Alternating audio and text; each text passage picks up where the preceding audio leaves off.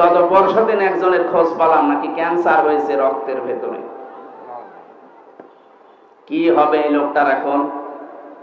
আমার বাবার কাছ থেকে আকিজ গ্রুপ থেকে 32 লাখ টাকা খেয়েছিল। কত? 32 লাখ সব মিলে। না না, 32 লাখ তো আকিজ গ্রুপের কাছে খেয়েছে। আমার বাবার কাছ থেকে প্রথমেই নিয়েছে 10 লাখ। বলেছে 50টা মামলা দেব, নয়তো টাকা দিন তাড়াতাড়ি। তো গ্রাম্য মানুষ তো ভয়েই দিয়ে দিয়েছে।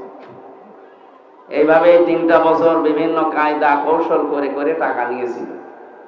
সব মিলে 2 গ্রুপের কাছ থেকে আমার বাবা আর আকিজ গ্রুপ মিলে আমার মনে হয় 50 লাখের উপরে খেয়েছে তারা।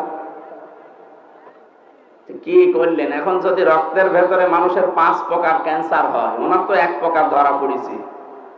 ও যা নিয়েছিলেন এখন তো 14 বংশ বিক্রি করে ঔষধের পয়সা হবে না।